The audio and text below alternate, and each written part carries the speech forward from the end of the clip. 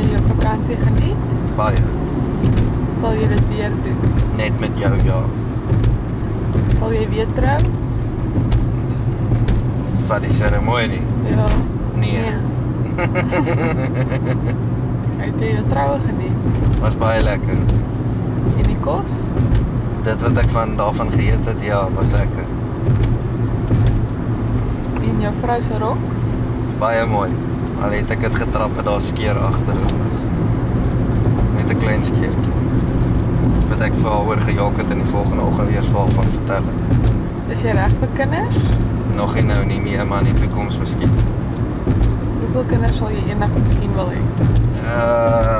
Nie meer as 2. Geslag?